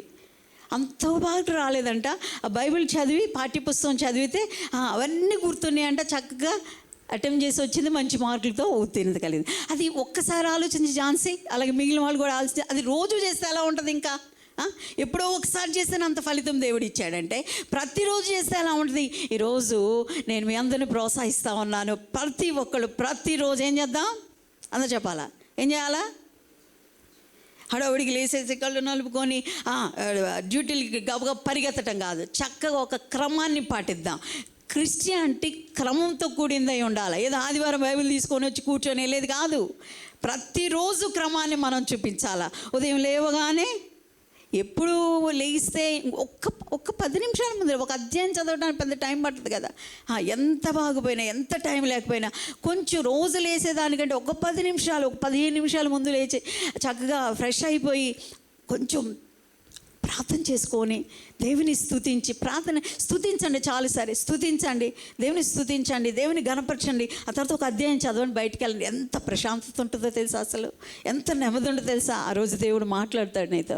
కాబట్టి ఇక్కడ బెరయా సంఘం వాళ్ళట పౌలు చెప్పిన, శీల చెప్పిన వాక్యం పట్ల ఆసక్తిని ప్రదర్శించి అలాగున్నవో లేదోనే వాక్యాలను ఎలా చదివేవాళ్ళంట, పరిశోధిస్తూ చదివేవారట. హల్లెలూయా. ఎలా చదివేవాళ్ళు, చదవండి, దేవుడు మిమ్మల్ని ఆశీర్వదిస్తాడు. కాబట్టి ఇది నిజంగా బెరయా సంఘం ఒక ఆదర్శవంతమైన సంఘంగా ఉంది. కాబట్టి ప్రియులరా, నా ఆసక్తి ఏ విషయాల్లో మనం ప్రదర్శిస్తున్నాం అనేది ప్రాముఖ్యమైనది. అలాగే ఇంకో మాట చెప్తాను త్వరగా. మనందరికీ తెలిసిందే, యాకోబు పత్రిక 5వ అధ్యాయం 17వ వచనం. చూడకుండా ఎవరైనా చెప్తారా అక్కడ ఎవరు ఆసక్తి ఉందో? ఎవరు చెప్పలేరు. బైబిల్ చదువుతుంటే చెప్తారు కదా. యాకోబు పత్రికలో 5వ అధ్యాయంలో ప్రార్థన అనగానే ఎవరు గుర్తు రావట్లేదు మీకు? 5:17. ఏలియా మన వంటి స్వభావము గల మనుష్యుడే, వర్షింపకుండానట్లు అతడు ఆసక్తితో ప్రార్థన చేయగా 3.5 సంవత్సరముల వరకు భూమి మీద వర్షింపలేదు. ఇక్కడ ఎవరు చెప్పండి? ఏలియా ఎలా ప్రార్థన చేశాడంట? ఆసక్తితో. చాలా ఆశ్చర్యం. ఏలియా ఏమన్నా మానవాతీత శక్తులు కలిగిన వాడేం కాదు, లేకపోతే దేవదతో పైనుండి దిగి వచ్చిన వాడేం కాదు. మనలాంటి భ్రష్ట స్వభావం కూడా కలిగిన వాడే ఆయన. మనలాగా కోపం, మనలాంటి వాడే. కానీ ఏలియాలో ఉన్న ఆ శక్తి, ప్రార్థనలో ఉన్న శక్తిని మనం ఇక్కడ చూస్తామండి. ప్రార్థనలో ఎంత శక్తి ఉందంటే, మన బైబిల్లో గ్రంథంలో అన్ని ధ్యానం చేస్తే ప్రార్థన చేయగానే మూయబడిన గర్భాలు తెరవబడినాయి అని, ప్రార్థన చేయగానే ఇలాంటి కార్యాలు జరిగినాయని ఎన్నో విషయాలు మన బైబిల్ గ్రంథంలో మనం చూస్తూ ఉంటాం. కాబట్టి మనలాంటి స్వభావం అయినా కానీ అతని శక్తి వల్ల కాదు, కానీ అతడు సేవించిన దేవునిలోనే ఉంది. అతడు సేవించిన దేవుని బట్టి అద్భుతమైన కార్యాలు ఏలియా చేయగలడు. అంటే వర్షం పడకూడదంటే పడకుందంట, వర్షం పడమంటే పడిందంట. అంటే ఆ ప్రార్థన నాకు చదువుతూ ఉన్నప్పుడు నాకు అనిపించింది, ప్రభా ఏంటి శక్తి, ఈ దినాల్లో మేము ఆ శక్తిని మేము చూడాలి. ఎందుకు చూడలేకపోతున్నామంటే న్యాయవంతులుగా మనం ఉండట్లా. అది మన స్వభావం, మెయిన్ మన స్వభావాన్ని బట్టి. ఏలియా అంతరంగ స్వభావాన్ని దేవుని ఎరిగినవాడు. ఏలియా జీవిత చరిత్ర మనం చూస్తే ఆసక్తి ఏ విషయాల్లో, మొదటి దానిలోనే మీకు చెప్పాను, దేవుని విషయాల్లో ఆసక్తి, న్యాయంగా ప్రవర్తించేవాడు, దేవుని కోసం రోషంగా నిలబడినవాడు. అందుకనే అతను ఏం చెప్తే అది జరిగిపోయింది. వర్షం వద్దంటే ఆగిపోయింది, వర్షం కురవాలంటే కురిసేసిందంట. అంటే ప్రార్థన చేయడంలో ఆసక్తిని మనం ప్రదర్శించాలి. చెప్పండి, ఏం చేయాలి? ఎంతమంది రోజు ప్రార్థన చేస్తున్నారు? కొంచెం మంది పక్కనే తెరిచేయి. దేవునికి స్తోత్రం. మంచిది. కానీ మిగిలిన వాళ్ళు ఎందుకు ఎత్తండి అనలేదు కనుక ఎత్తలేదు అనుకుంటున్నాను. కానీ ఏ ప్రార్థన చేయాలంటే ఆసక్తితో కూడిన ప్రార్థన చేయాలి. ఆసక్తితో కూడిన ప్రార్థన చేయాలి. ప్రార్థన చేయటంలో కొంతమందికి ఆసక్తి ఉండదు, చేస్తున్నారు. మరి ఆరాధన చేయండి అనగానే ఏం చేయాలి? మరి విజ్ఞాపన ప్రార్థన చేయమనగానే ఏం చేయాలి? మనం ఎక్కడైనా మీటింగ్కి వెళ్ళి, ఒకవేళ ఉపవాస ప్రార్థనలకు వెళ్ళి, ఏదైనా స్త్రీల కూడికలకి వెళ్ళి, ఏదైనా ప్రత్యేక కూడికలకి వెళ్ళి ఎవరికైనా అవకాశం ఇచ్చి ప్రార్థించండి అనగానే ఏం చేయాలి? మనం పేరు చెప్పకుండా ప్రార్థించండి అనగానే ఆసక్తితో ప్రార్థన చేసే వారంగా మనం ఉండాలి. కాబట్టి మనం ఏ విషయాలు ఆసక్తిని ప్రదర్శిస్తున్నాం? వింటున్నారా ప్రియులారా? ఇప్పుడు మన జీవితంలో దేవుని సన్నిధి పట్ల ఆసక్తి మనం కలిగి ఉండాలి. దేవుని దేహమైన దేవుని ఆలయంగా పరిగణించబడిన ఈ దేహాన్ని పరిశుద్ధంగా ఉంచుకోవడంలో ఆసక్తిని మనం ప్రదర్శించాలా. ప్రార్థన చేయటంలో మనం ఆసక్తిని ప్రదర్శించాలా. వాక్యం చదవడంలో ఎలా చదవాలంట? ఎలా చదివారు వాళ్ళు? పరిశోధిస్తూ. ఎలా చదివారు? సుహాసిని ఇందాక వాక్యం చెప్పేటప్పుడు మీకు అర్థమైందా? పరిశోధిస్తూ చెప్పింది కదా, ఒక్కొక్క వచనం నుండి చాలా చక్కగా పరిశోధిస్తూ చదవాలి. నువ్వు కూడా కూర్చొని పరిశోధన చేస్తూ చదువుతూ ఉంటే పరిశుద్ధాత్మదేవుడు నీతో మాట్లాడతాడు. ఇందాక నీకు చెప్పా కదా, ఆ వ్యక్తి అన్యుడండి, యేసయ్య గురించి అసలు తెలియదు, కొత్తగా వాక్యం చదువుతున్నాడు, చాలా టేస్ట్ అనిపించిందంట. నువ్వు చదివితే కదా దాని మధురం నీకు తెలిసేది. అతను ఆసక్తి తెలుసుకోవాలని చదువుతూ ఉన్నప్పుడు, ఆ చదువుతూ ఉండగానే దేవుని ప్రసన్నత ఆయన మీదకి దిగి వచ్చింది. ఈరోజు అనేక మంది సాక్షిగా, అనేక మందికి ఆశీర్వాదకరంగా, ఏ కుటుంబం అయితే కూలిపోయిద్ది అనుకున్నాడో అదే కుటుంబంలో సాక్షిగా నిలబడ్డాడు. అనేక మందికి ఈరోజు ఆశీర్వాదకరంగా మారిపోయాడు. కాబట్టి నిర్ణయం తీసుకోవాలండి. మనం మంచి నిర్ణయాలు తీసుకోవాలి. దేవుని విషయాల్లో ఆసక్తిని ప్రదర్శించాలి. దేవుని సన్నిధి విషయంలో, మనం పరిశుద్ధంగా జీవించే విషయంలో, అలాగే దేవుని వాక్యాన్ని పరిశోధనగా చదివే విషయంలో, దేవుని సన్నిధిలో ప్రార్థించే విషయంలో ఆసక్తిని మనం ప్రదర్శించే వారంగా ఉండాలి. కానీ లాస్ట్గా ఒక్కటి చెప్పి నేను ముగించేస్తాను. ప్రాముఖ్య ప్రకటన గ్రంథం 3వ అధ్యాయం 19వ వచనం. ఈ ఆసక్తి చాలా వెరైటీ ఆసక్తి.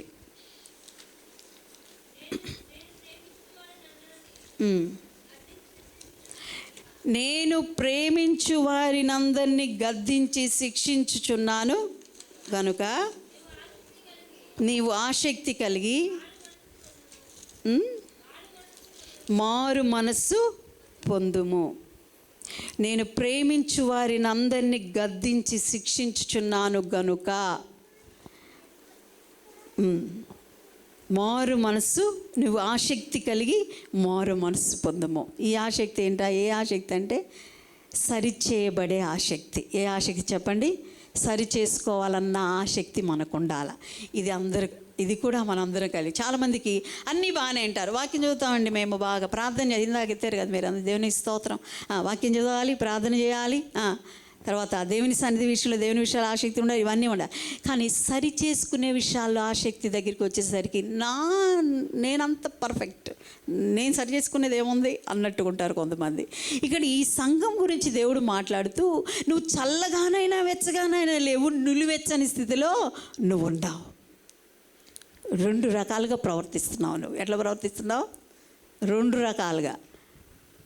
ఒకే వ్యక్తి ఎన్ని కోణాల్లో ప్రవర్తిస్తాడంటే, మందిరంలో భక్తుడు, బయట భయం లేనివాడు. మందిరంలో భయం కలిగినోడు దేవుని బయటికి వెళ్తే ఎవరి భయం ఉండదు. మందిరంలో సాధువు అసలు నోరు తెరుస్తారా, మాట్లాడతారా అన్నట్టుంటారు, బయట మాత్రం గయాళి. మందిరంలో ఎంత సాత్వికులుగా కనపడతారు, బయట రౌడీలుగా ఉంటారు. అంటే ఒకే వ్యక్తి ఎన్ని కోణాల్లో కనపడతా ఉంటారో కొంతమంది. అలాగ మనము ఉండకూడదు. ఈ సంఘాన్ని గురించి దేవుడు అంటున్నాడు, 7 సంఘాల్లో 5 సంఘాలతో దేవుడు చెప్తాడు, మీరు సరి చేసుకోండి, పశ్చాత్తాపడండి అని. దేవుడు అంటాడు కదా, నేను ప్రేమించు వారిని గద్దించి శిక్షించున్నాను. నిజమే కదా, ప్రేమించే వారినే గద్దిస్తాం, కానీ ప్రేమించిన వాళ్ళని మనం ఎందుకు గద్దిస్తామా? మనం నా కొడుకును గద్దించినట్లుగా సంఘాన్ని గద్దిస్తా ఖచ్చితంగా. అది మాత్రం మొహమాటమే లేదు. లవ్లీ చెప్పినట్టుగా నా పిల్లల్ని నేను ఎలా గద్దిస్తానో సేమ్ నేను మిగిలిన సంఘంలో యవనస్తులైన పెద్దలైనా వాళ్ళు ఎవరైనా ఏమైనా అనుకోండి, అనవసరం. ఎందుకంటే వాక్యం అందరికీ ఒకటే కదా, నాకు ఒకటే, నా కుటుంబానికి, నీకు, మనందరికీ, ప్రపంచంలో అందరికీ వాక్యం ఒకటే. బాధ్యతలు వేరు, అంతే, బాధ్యతలు వేరు. చూడండి, ప్రేమించినప్పుడు ఏం చేస్తాం? గద్దించి శిక్షిస్తాం. ఇప్పుడు ఇక్కడ కాదు, బయట ఎవరు రోడ్డు మీద చాలా అల్లరిగా అలా చేస్తున్నారు అనుకోండి, నేను వెళ్ళలేను, వాళ్ళని నేను గద్దించలేను. ఎందుకంటే వాళ్ళకి నాకు కనెక్షన్ లేదు, అంత పరిచయం లేదు, వాళ్ళు ఎవరో నాకు తెలియదు, నేనెవరో వాళ్ళకి తెలియదు. కానీ సలహా ఇవ్వడం వేరు, అది కాదు. ప్రేమ కలిగిన చోట ఏముంటుంది? ఖచ్చితంగా గద్దింపు ఉంటుంది, శిక్ష ఉంటుంది. యేసయ్య ఏమంటున్నాడంటే, ఇదిగో నీలో ఈ లోపం ఉందని నేను చెప్తున్నాను, నువ్వు పశ్చాత్తపడు, ఆసక్తితో నా గద్దింపును స్వీకరించు. అందుకని చూడండి, హెబ్రీయులకు రాసిన పత్రిక, అది చాలా వచనాలు ఉన్నాయి. మా సామెతల గ్రంథం 3వ అధ్యాయము 11, 12 వచనాలు చూద్దాం. సామెతల గ్రంథం 3వ అధ్యాయం 11, 12. 3, 11, 12. 3వ అధ్యాయము 11, 12. నా కుమారుడా, యెహోవా శిక్షను తృణీకరింపకము,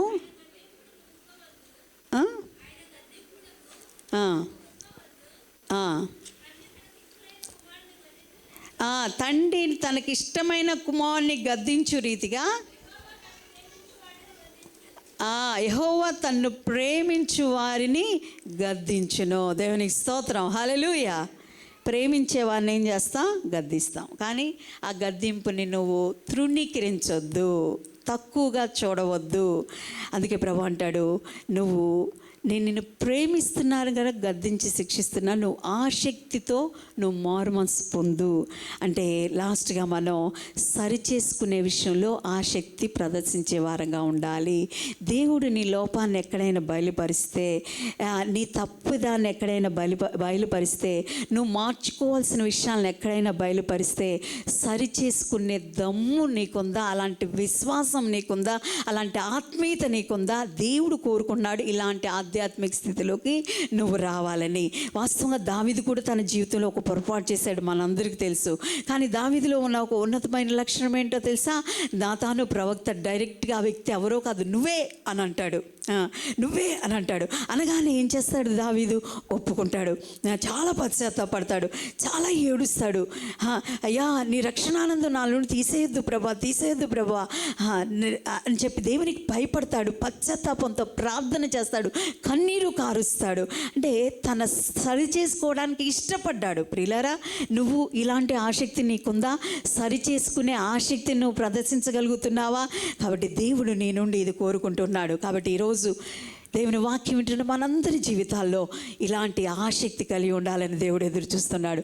కొన్ని నిర్ణయాలు మనం తీసుకోవాల్సిన వారమైన, మొట్టమొదటిది, చివరిది, మధ్యలో చెప్పిన అన్ని నార్మల్గా ప్రార్థించే విషయంలో ఆసక్తి, వాక్యం చదివే విషయంలో ఆసక్తి, మన దేవుని సన్నిధికి వెళ్ళే విషయంలో ఆసక్తి, మన జీవితాన్ని పరిశుద్ధంగా జీవించే విషయంలో ఆసక్తిని ప్రదర్శించాలి. ప్రాముఖ్యంగా దేవుని విషయంలో ఆసక్తి. దేవుడు ఓర్వలేని దాన్ని ఓర్వని వ్యక్తులంగా ఉండి, అంటే దేవుని నామానికి కళంకం రాకుండా దేవుని కోసం రోషంగా నిలబడే వ్యక్తులుగా మనం ఉండాలి. ఫినెహాస్ లాగా, దావీదులాగా, ఏలియాలాగా రోషం కలిగి ప్రభు విషయాల్లో, ప్రభు పట్ల ఆసక్తిని ప్రదర్శించే వారంగా ఉండాలి. అంటే దేవుని నామానికి అవమానం కలిగి ఏ విషయంలో కూడా మనం అడ్డుగా నిలబడాలి, కానీ సపోర్టుగా నిలబడకూడదు. ఏం చేయకూడదు? అందుకనే 4వ కీర్తనలో కూడా అది చదువుతూ ఉంటే నా వాక్యం గుర్తొస్తుంది. నా గౌరవాన్ని ఎంతవరకు అవమానంగా మారుస్తారు మీరు? దేవుణ్ణి మనము గౌరవించాలి, ఆ గౌరవాన్ని గౌరవంగా ఉంచండి. అవమానంగా మారుస్తారు, ఎంతవరకు అవమానంగా మారుస్తారు? దేవుడు ఆసక్తితో, ఆయన విషయాల్లో ఆసక్తి కలిగిన వారి కోసం ఆయన ఎదురు చూస్తున్నాడు. లాస్ట్ది చెప్తే సరి చేసుకునే ఆసక్తి కలిగిన వారి కోసం ఎదురు చూస్తున్నాడు. నువ్వు ఆసక్తి కలిగి మారు మనసు పొందు అని దేవుడు పిలుపునిస్తున్నాడు. కాబట్టి ఇది నాన్న ప్రియ సహోదరి, ప్రభువా, నేను కూడా వాక్యం చదివే విషయంలో, ప్రార్థించే విషయంలో, నీ సన్నిధికి వచ్చే విషయంలో, నా జీవితాన్ని పరిశుద్ధంగా జీవించే విషయంలో ఆసక్తిని ప్రదర్శిస్తూనే నీ విషయాల్లో, అనగా నీ నామానికి కళంకం రాకుండా అడ్డుపడి ఫినెహాస్ లాగా పాపాన్ని సంహరించి నీ కోసం రోషంగా నిలబడే వ్యక్తిగా నేను ఉండాలి.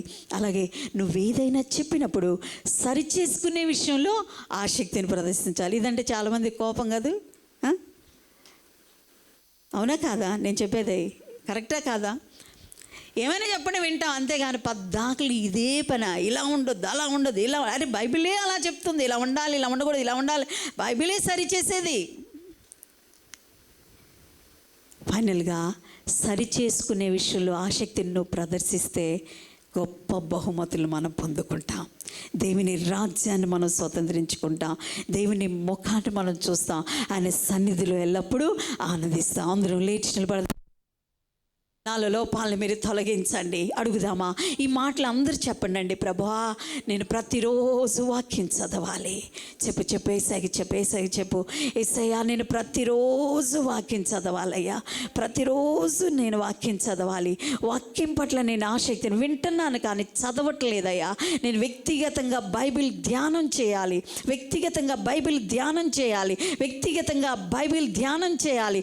వాక్యం అంగీకరించడం మాత్రమే కాదు, బెరయా సంఘం వలె అలా ఉన్నవో లేదో పరిశీలనగా చదువుతున్న బెరయా సంఘం వలె నేను ఉండాలి. ప్రభా, తీర్మానం చేసుకుందామా? అందరం తీర్మానం చేసుకోండి. ప్రభా, నేను ప్రతిరోజు వాక్యం చదవాలి. చాలాసేపు సెల్లో గడుపుతున్నాను, సెల్ చాలాసేపు చూస్తున్నాను, ఫ్రెండ్స్తో చాలాసేపు మాట్లాడుతూ ఉన్నాను, చాటింగ్లు చేస్తున్నాను, పనికి మాలిన స్నేహాలు చేస్తున్నాను. అన్నిటికీ నా సమయాన్ని ఉపయోగించి నా జీవితాన్ని నేనే నాశనం చేసుకుంటున్నాను. వినకూడని వింటూ, చూడకూడని చూస్తూ, చేయకూడని చేస్తూ, మాట్లాడుతూ, వెళ్ళకూడని స్థలాలకి వెళుతూ నా జీవితాన్ని నేనే చేతులా నాశనం చేసుకుంటున్నాను. నన్ను క్షమించండి ప్రభువా. మొదటి సమయాన్ని నీకు ఇవ్వాలి. ప్రార్థించుటలో నేను ఆసక్తిని చూపించాలి, వాక్యం ధ్యానించడంలో నేను ఆసక్తిని చూపించాలి. ఏలియాలాగా ఆసక్తితో నేను ప్రార్థన చేయాలి. బెరయా సంఘములు పరిశోధిస్తూ వాక్యాన్ని నేను చదవాలి ప్రభువా. అలాగే నీ సన్నిధికి వచ్చే విషయంలో ఆసక్తిని ప్రదర్శించాలి. అయ్యా, నా దేహం అనే నీ దేవాలయాన్ని పరిశుద్ధంగా ఉంచే విషయంలో నేను ఆసక్తిగా ఉండాలి. పాపానికి నాయనా వ్యతిరేకంగా నేను నిలబడాలి ప్రభా. రక్తం కారునంతగా పాపంతో పోరాడే వ్యక్తిగా నేను ఉండాలి. నన్ను దీవించండి. అలాగే ఏదైనా సరి చేసుకోమని చెప్పిన విషయంలో అయ్యా, సరి చేసుకునే విషయంలో నేను ఆసక్తి కలిగి ఉండాలి. నాకు కాదులే అని ఒక చేపట్టి వ్యక్తిగా నేను ఉండకూడదు. నన్ను ఒక్కసారి దర్శించండి ప్రభా. నాలో అయ్యా నీకు ఇష్టమైన ఆసక్తులను ప్రదర్శిస్తూ నీ మహిమ కొరకు నేను జీవించే కృపనివ్వండి ప్రభా అని అందరూ మన రెండు హస్తాలు పైకెత్తి ఒక్కసారి మనల్ని మనం యేసయ్య సమర్పించుకుందామా? యేసయ్యా, నువ్వు ఏ ఆసక్తిని మేము కలిగి ఉండాలని నువ్వు ఆశపడుతున్నావో అదే ఆసక్తిని మేము కలిగి ఉండాలి. అలాగను మమ్మల్ని నన్ను నిలబెట్టుకో నాయన. ఈ రోజు నుండి నీ విషయాల్లో నేను ఆసక్తిని ప్రదర్శించాలి, ప్రార్థించే విషయంలో ఆసక్తి ప్రదర్శించాలి, వాక్యం చదివే విషయంలో ఆయన ధ్యానించే విషయంలో ఆసక్తిని ప్రదర్శించాలి, నా జీవితాన్ని పరిశుద్ధంగా ఉంచుకునే విషయంలో ఆసక్తిని ప్రదర్శించాలి. ప్రభువా, మీకు స్తోత్రాలు నాయన. నీ సన్నిధికి వచ్చే విషయంలో ఆసక్తిని ప్రదర్శించాలి. సేవకుల ద్వారా ఇది సరి చేసుకో అని చెప్పినప్పుడు, అయ్యా వాక్యం ద్వారా నువ్వు మాట్లాడినప్పుడు సరి చేసుకునే విషయంలో ఆసక్తిని ప్రదర్శించాలి. అలాంటి కృపను నా మీద కుమ్మరించండి ప్రభువా, మీకు స్తోత్రాలు. ప్రేమమైడా కృపగలిగిన తండ్రి, మీ పరిశుద్ధ నామమునకు వందనాలు, స్తోత్రాలు చెల్లిస్తున్నాం. ఈ పరిశుద్ధ దినములో, పండుగ దినములో మమ్మల్ని సమకూర్చి పాటల్లో, ఆరాధనలో మీరు ఉన్నారు, మీకు స్తోత్రాలు. అయ్యా, సుహాస్ని నిలబెట్టుకుని అద్భుతమైన కీర్తన వివరణ మాకు అనుగ్రహించి నేను స్తుతించే గొప్ప ధన్యతనిచ్చావు, మీకు స్తోత్రాలు. అయ్యా, వినిపించిన ప్రతి మాటను బట్టి మీకు వందనాలు. మాట్లాడిన ప్రతి వాక్కును మా హృదయాల్లో భద్రపరుచుకుని వాక్యాంశానికి జీవించే కృపనివ్వండి. ఈ లోకంలో మేము ఎన్నో ఆసక్తులను ప్రదర్శిస్తున్నాం ప్రభు. అనవసరమైన వాటి పట్ల మా మనసును పెట్టి మా జీవితాలని, మా కుటుంబాలని మేము నాశనం చేసుకుంటున్నాం. కానీ ఏ విషయాల్లో ఆసక్తిని ప్రదర్శిస్తే ఎలా దీవించబడతామో ఈరోజు మాతో మాట్లాడినందుకు వందనాలు ప్రభువా. ఆయన దేవుని విషయంలో ఆసక్తిని ప్రదర్శించిన ఫినెహాసు, అలాగే ఎలీషా, ఇలా ఎంతోమంది ప్రభువా, దానియేలు, దావీదు, నీ సన్నిధి, నీ పట్ల ఆసక్తిని ప్రదర్శించిన వారు ఎలా దీవించబడ్డారో మేము చూసాం ప్రభువా. నిన్ను గణపరిచిన వారు నువ్వు ఎలా గణపరిచావో మేము చూసాం. అదే సమయంలో ఏలి కుమారులు అలా ఉండకపోవడం వల్ల అయ్యా, మీరు ఇచ్చిన మాటను కూడా అయ్యా పక్కన పెట్టేసేసి నన్ను గణపరిచేవారు నేను గణపరుస్తానని చెప్పిన దేవుడు. అయ్యా, నిజంగా నా తండ్రి, మేము ఆ స్థితిలోకి వెళ్లకుండా ప్రభువా అయ్యా, మేము సరిచేసుకునే వాటి విషయంలో కూడా ఆసక్తిని ప్రదర్శిస్తూనే వాక్య పట్ల ఆసక్తి, ప్రార్థన పట్ల ఆసక్తి, జీవితాన్ని పరిశుద్ధంగా ఉంచుకునే పట్ల ఆసక్తి, ఆయా నీ సన్నిధి విషయంలో ఆసక్తిని ప్రదర్శిస్తూ నీ మహిమ కొరకు జీవిస్తూ నీకు కళంకం రాకుండా నీ మహిమ కోసం రోషంగా నిలబడే కృపను మాకు దయచేయమని ప్రార్థిస్తున్నాను. వాక్య వాక్యం వింటున్న ప్రతి బిడ్డను బట్టి వందనాలు. వారిని దీవించండి, కుటుంబాలను బట్టి దీవించండి, సంఘాన్ని దీవించండి, అభివృద్ధి పరచండి, ఉద్యమం వచ్చేయండి, రాని వారిని క్షమించండి. మరొకసారి వచ్చి కలుసుకొని నీ సన్నిధిలో ఆనందించే కృపను ఉండి ఇంకా జరగవలసిన 2వ ఆరాధనలో సండే స్కూల్ కూడా మీరే ఉండి నడిపించి మీ నామానికి మహిమ తెచ్చుకోమని యేసు అతి శ్రేష్టమైన నామములో నేను వేడుకొని ప్రార్థిస్తున్నాము తండ్రి. ఆమేన్, ఆమేన్.